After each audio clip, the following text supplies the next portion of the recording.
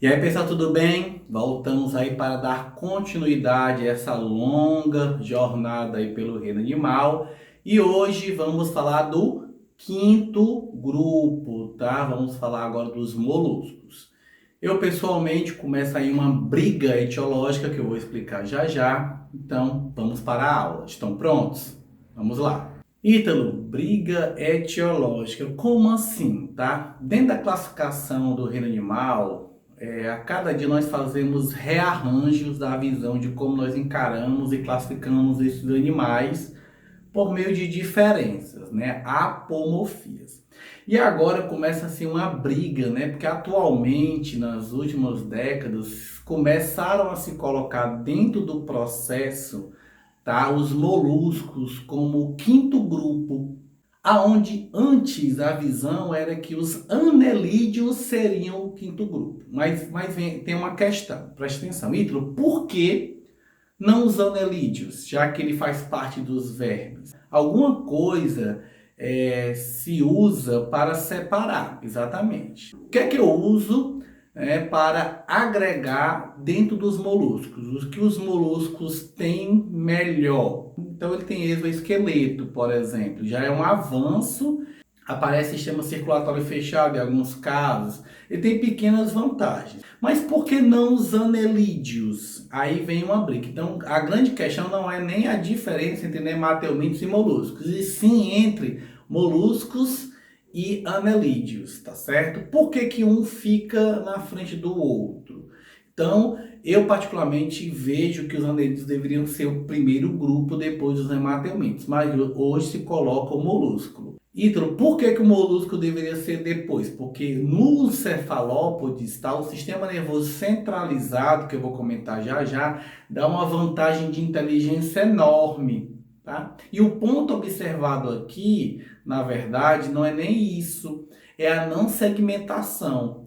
Então vamos para as características gerais, tá? Então eles são de simetria bilateral, nenhuma novidade. São triblásticos, também nenhuma novidade. Mas nós temos agora os primeiros animais literalmente celomados. De agora em diante, todos os grupos serão celomados. Ítalo, que é o celoma? Uma cavidade gástrica de origem mesodérmica que vai proteger os órgãos. Tá aqui o nosso celoma. Tá? Então, um orifício é onde eu guardo o órgão dentro. Para isso, eu tenho que ser triblástico, porque ela é de origem mesodérmica. Eu tinha dois grupos anteriores triblásticos, platelmintos, só que eles eram acelomados por ser finos, e nematelmintos eram triblásticos, tiveram um pseudoceloma, tá? Um celoma parcial pela forma do corpo. Então agora eu sou o primeiro grupo celomado, por isso está marcado de vermelho, é uma evolução. Eu sou o indivíduo agora que eu consigo segmentar o meu corpo em três planos, né? Cabeça, massa visceral e pé. Então eu tenho três planos, vou comentar já já. E sou o primeiro a ter um exoesqueleto calcáreo. Esse exoesqueleto também deveria ser levado em conta quando eu comparo com os anelídeos. Os anelídeos nem exoesqueleto. Ítalo, dentro do molusco, todos têm esse exoesqueleto? Não. Tem alguns que nem têm esse exoesqueleto e tem alguns, como os cefalópodes, que tem esse esqueleto interno. Seria um endoesqueleto, mais um motivo para ele não estar aqui. Ele está ser o grupo de trás, né? Quem está aqui agora seria os anelídeos. E eles são protostômios, ser protostômios não tem nenhuma novidade. Então, nessa figura aí, uma demonstração desse exoesqueleto, eu tenho um bivalve, tenho duas válvulas, dois esqueletos que formam um indivíduo. E olha que interessante, que a divisão dos grupos dos moluscos, o que nós vamos utilizar como meio de aporte, de divisão de grupos, tá? Vai ser exatamente esse exoesqueleto e aonde o pé, que é uma parte do corpo, vai estar localizado. Então nessa figura aí de uma lesma, por exemplo, você vê claramente aí aonde está localizado o exoesqueleto, tá? Calcário. Esse exoesqueleto sempre vai estar ligado à massa visceral, porque ele vai proteger os órgãos do animal, certo? Você vê num determinado posicionamento a cabeça, onde tem a boca com a rádula, isso é interessante, nós vamos ver vários grupos com vários formatos de corpo diferentes, então isso vai variar muito.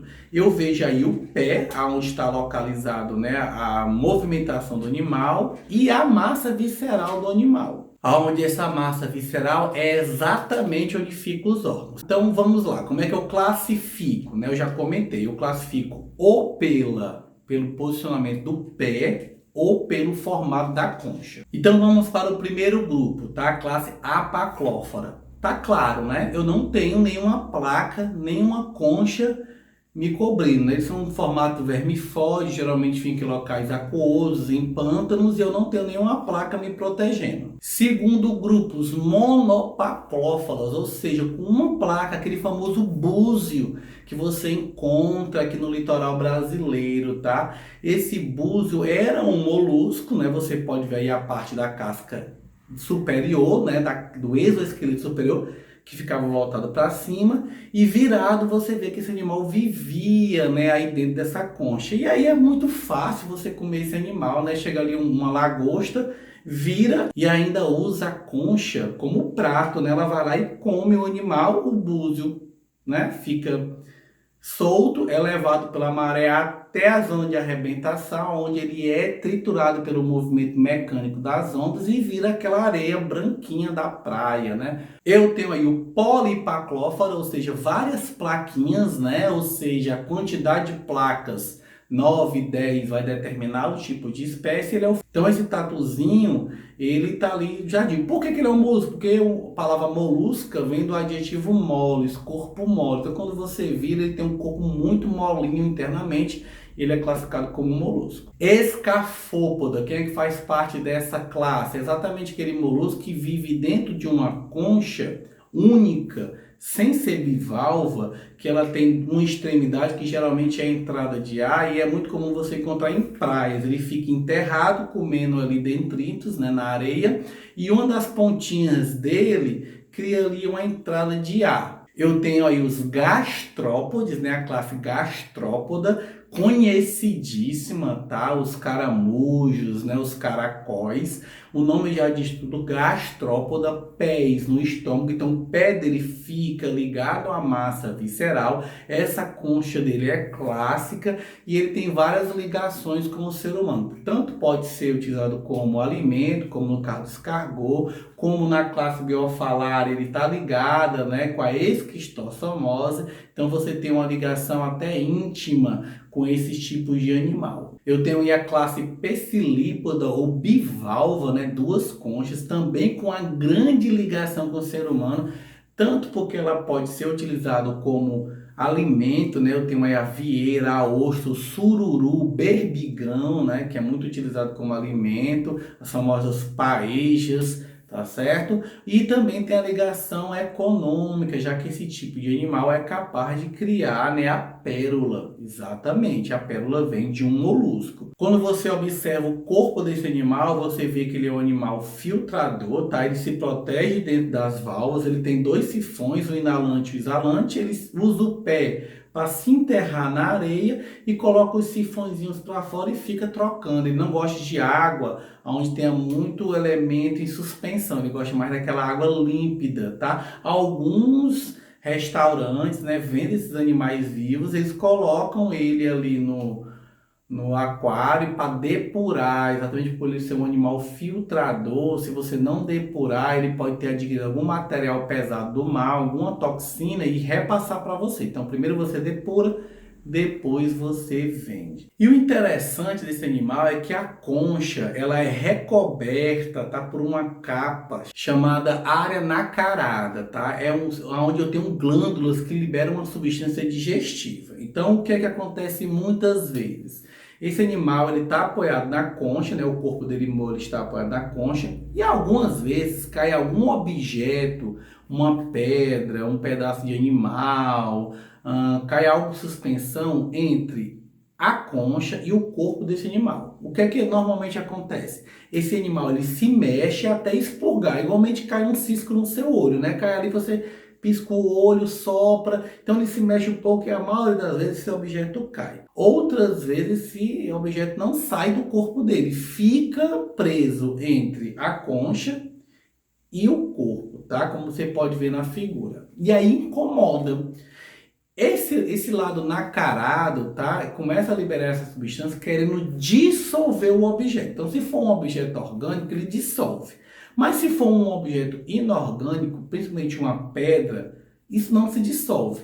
Então, quanto mais nácar ele liberar, vai criar uma capa em cima desse objeto. Vamos supor que seja uma pedra, criando camadas de nácar em cima dessa pedra. E aí essa pedra ela vai aumentando, vai deixando de ser uma pedra e virando uma pérola. E ele, quando está com um tamanho considerado, ele consegue forçar e ele sai para o meio interno, tá? Qual é o grande problema? Qualidade, né? Se eu tenho uma pedrinha que caiu disforme, eu vou ter uma pérola disforme. Para ter uma pérolazinha bem bonitinha, eu tenho que ter também, né, uma parada bem bonita. Então vamos falar agora do último grupo dos moluscos, tá? Que no caso são os cefalópodes. Quem é que faz parte dos cefalópodes? Aqueles que têm pés na cabeça. Eu tenho aí náutilos, sépias, lulas e polvo. Esse grupo aí com certeza é mais preparado, e aí também alguém que defenda aí, né, o posicionamento dos moluscos nessa classificação fala: Ítalo, tu vai generalizar? Tu vai colocar os moluscos depois do anelho só por conta desse grupo?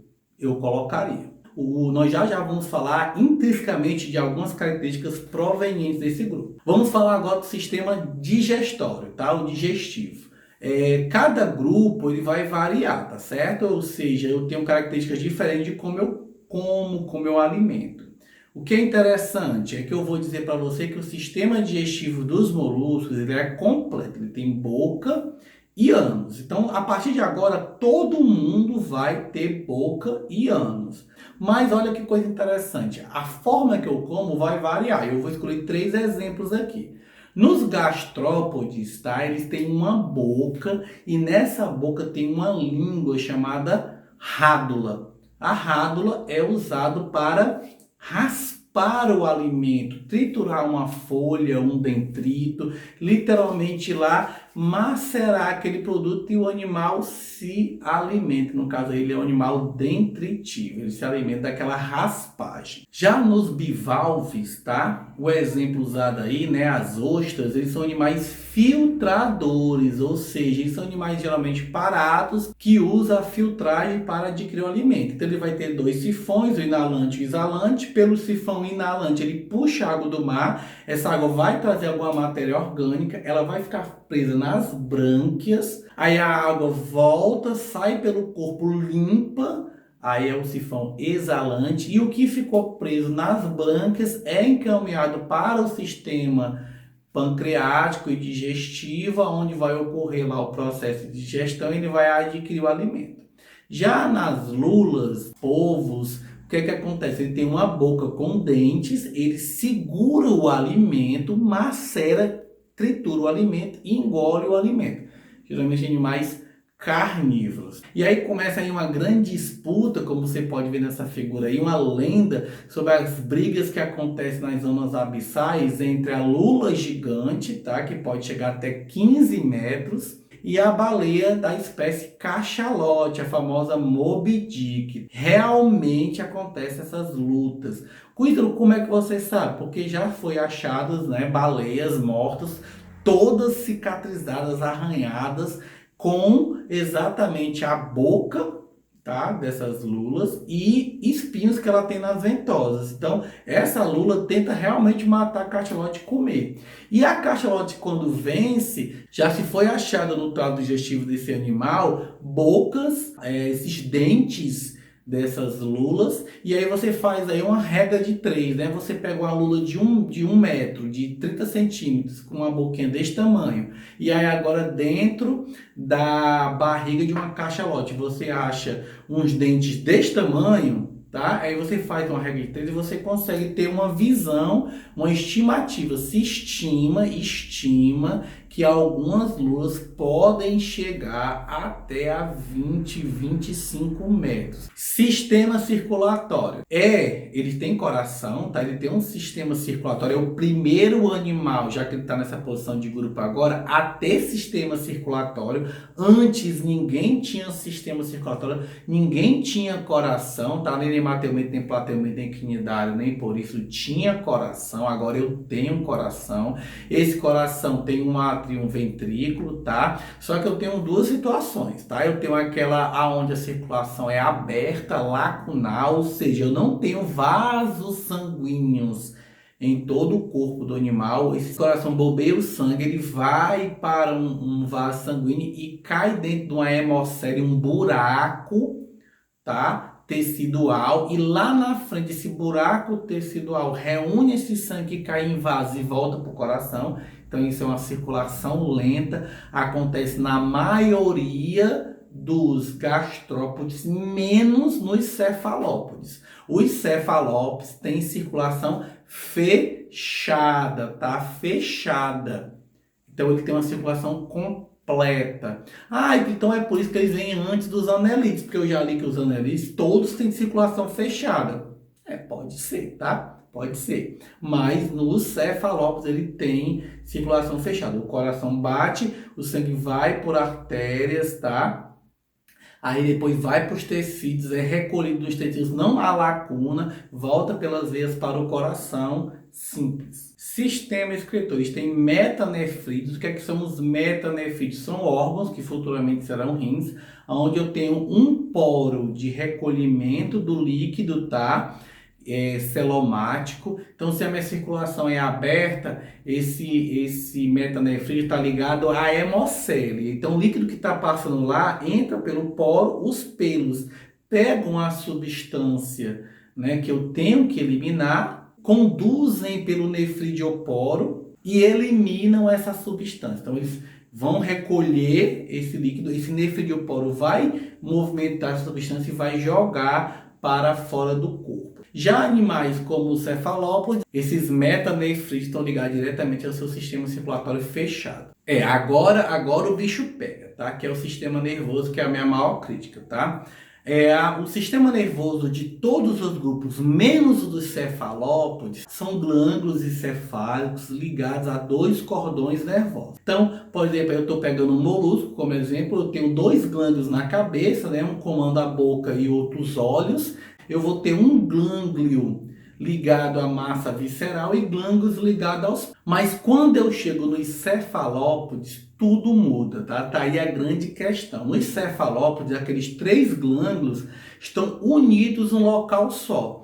Isso é um ganho extraordinário de inteligência e de capacidade. Para você ter ideia, nós temos três glândulos encefálicos guardados na cabeça: cérebro, cerebelo e bulbo. Esses três compostos unidos dão a sua capacidade mental. Peraí, então tá dizendo que o povo, a lula, é inteligente? Exatamente. Quando você faz um comparativo entre um gastrópodo, tá? E um cefalópodo, não tem nem comparação, né? Olha aí, ó, o cefalópodo, ele tem 500 milhões de neurônios, tá? Nesse sistema que ele criou, enquanto, né, os gastrópodos têm 0,01 milhões. E quando eu comparo esse cefalópode com um rato, que é um mamífero, que é um animal inteligente, o rato só tem 80 milhões.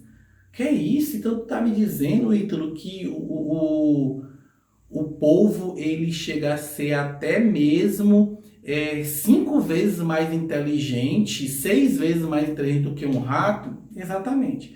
Quando eu comparo um polvo com um humano que tem 86 bilhões, né, de neurônios, é uma coisa extraordinária, tudo bem, fica uma comparação até cruel, mas o povo ele é tão inteligente que a inteligência do povo é comparada com uma criança de 9 anos. Ele resolve problemas, não matemáticos, não de engenharia, mas do dia a dia. Se você der uma vasilha para um polvo, aonde tiver um peixe e essa vasilha estiver aberta, ele vai e pega. No outro dia, se você der a mesma vasilha, ele vai e pega normalmente. Se você der uma vasilha tampada, ele vai procurar uma maneira, matutar, pensar uma maneira de resolver aquilo. Quando ele consegue descobrir que aquilo ali é de rosca, na próxima vasilha que você for der, ele nem pestaneja, ele segura e rosqueia. Aí num estudo foi feito que agora eu dei uma vasilha com um peixe tampado e eu tinha que apertar um botão. Quando ele pegou a vasilha, ele tentou desrosquear. Quando ele viu que não desrosqueava, ele, "Ixi, agora, vou matutar aqui." Ele passou horas até que ele descobriu que era um botão. Ele foi e apertou o botão. Então agora, quando ele pegava uma vasilha, ele investigava se era de rosca ou se era de botão. Estudos mostram que o povo chega a brincar, a se divertir com brincadeiras. Ele reconhece rosto, ele identifica cor. Um exemplo são células coloridas que ele tem no corpo, chamado cromatóforos. Essas células têm 4 cores e ele consegue variar o tamanho dessas células para gerar cor. Isso mesmo, ele se camufla. Então, o polvo, se ele tiver numa superfície verde, ele fica verde. Ele é o camaleão do mar. Se a superfície for amarela, ele fica amarela. Se o brilho do mar estiver nas costas dele, como acontece com a sépia, simulando a variação de ondas, ele também simula. Se você botar ele num tabuleiro, ele fica quadrados pretos, quadrados brancos. Se ele vê um outro animal tentando caçar, ele fica vermelho. Por quê? Porque peixe não vê cor vermelha. Ou seja, ele é altamente inteligente. Reprodução é complexo. Eu tenho um molusco hermafrodita, eu tenho um molusco dioico, eu tenho um molusco com fecundação interna, eu tenho um molusco com fecundação externa, eu tenho um molusco com desenvolvimento direto, eu tenho um molusco com desenvolvimento indireto. Vamos pegar exemplos. Nos gastrópodes, eles são hermafroditas, então eles se cruzam, né, a grande maioria, cavam orifícios numa areia úmida, jogam esses ovos fecundados na forma de casulo e dali nascem novos moluscos. Já os bivalves, eles têm uma fecundação externa, né? O macho libera o espermatozoide, a fêmea libera o óvulo, esses, né, indivíduos se acham no meio do mar, né, por meio de feromônios, e esses gametas, depois que acharem, eles formam larvas, né, chamadas sementes. Essas sementes, elas ficam procurando um local para se fixar, né? Quando eu tenho aí uma fazenda de ostra, eu boto lanternas, tubos, onde elas possam se fixar e dali se desenvolverem, tá certo?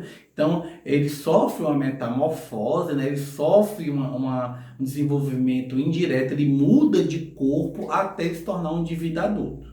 Já nos cefalópodes é um pouco diferente. Eles têm uma relação, né, uma cópula. O macho ele encontra a fêmea e troca, né, a fecundação é interna. O desenvolvimento é por meio de ovos, né? Então a fêmea ela vai colocar ovos e aí cabe uma curiosidade muito grande. A grande maioria das espécies, né, de cefalópodes, a fêmea ela só tem uma reprodução na vida. Por quê? Porque enquanto aqueles ovos estiverem ali naquele local, ela fica cuidando, airando, mexendo, garantindo que todos os filhotinhos vão nascer. Então ela passa 15, 20, 30, 60, 3 meses sem se alimentar para dentro. E quando é que ela consegue fazer isso? Ela aumenta o nível de cortisol do corpo, um hormônio anti-inflamatório que mantém ela viva durante um X tempo, tá certo? E quando ela vê que os ovinhos dela nasceram, quimicamente esse cortisol baixa e ela vem a óbito. Ou seja, fêmea só vai ter uma relação, uma cria morreu. E como é que a natureza compensa isso? Quantitativamente. Na hora de nascer, nasce 30% macho, 70% fêmeas. Bem, pessoal, essa foi nossa aula de molusco. Agradeço a todos, né? Desculpem minhas opiniões pessoais sobre o assunto. E na próxima aula vamos falar dos anelídeos. Obrigado pela atenção e bom dia.